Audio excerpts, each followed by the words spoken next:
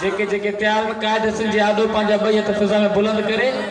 कायदे से वचन को तो इंशाल्लाह 26 ते लाड़ कने हाजिर थिंदासी। तैयार थी 26 नवंबर लाड़ काने दे हलो मौज खालिद जी हली अजमत बदो तैयार थी 26 नवंबर लाड़ काने दे हलो सिंध जे हिन शेर जी अजमत बदो मौज खालिद शेर जे अजमत बदो उसने तुझे कायद सजो सब कम छजो संगत गडो हसन तुझे कायद सजो सब कम छजो संगत गडो लाड़ काने दे हली देरा अजो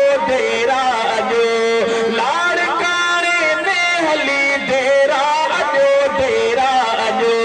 लाड़ काने दे हलो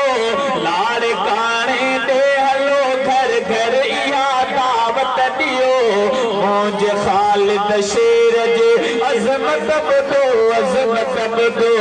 प्यार थी 26 नवंबर लाड़ काने दे हलो मौज खालिद जी हले अजमत बदो मौज खालिद जी हले अजमत बदो थो अचे वाह मौलाना फजल रहमान बे थो अचे वाह मौलाना फजल रहमान बे सब हलो दीदार ले पोड़ा पका ऐ जान बे सिंध वासी शेर जो दिल साण इस्तकबाल को मौज खालिद जी हले अजमत बदो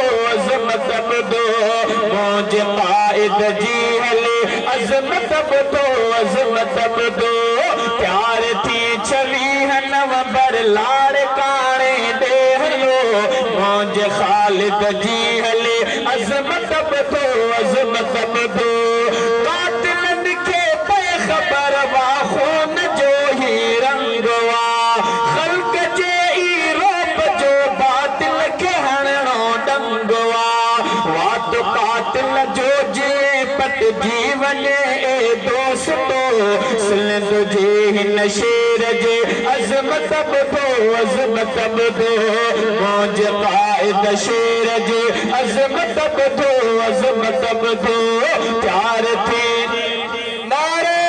तकबीर शहीद इस्लाम अल्लामा डॉक्टर खालिद महमूद सुमरो नारे तकबीर। ये बंद मुझे पूरे थियण ते तव्हां जो सुभान अल्लाह जो आवाज़ ही न बल्कि पूरो शहर ॿुधे स्टेट न कल बिज़ल दहबाद हो ऐं अॼु बिज़ल दहबाद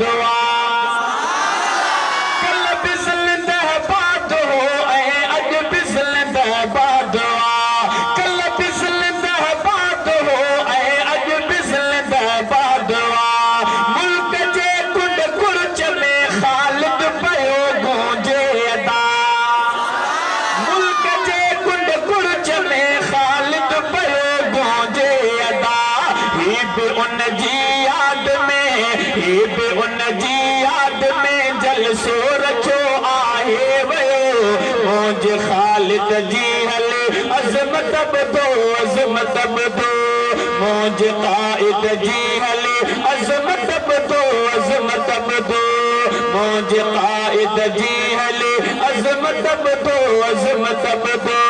पंहिंजे हथड़नि में सभई झंडा जमीयत जा खणे ऐं वॾे वाके हलो नारा जमीयत जा हणे ऐं वॾे वाके हलो नारा जमीयत जा हणे ठाहे गाॾियुनि जूं कतारूं सभु खरान किरी पओ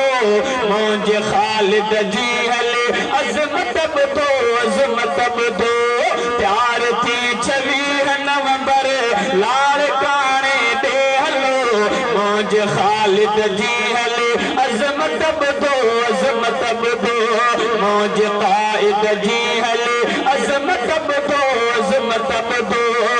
तुझे हिन शेर जी अज़मत ॿुधो, अज़मत ॿुधो।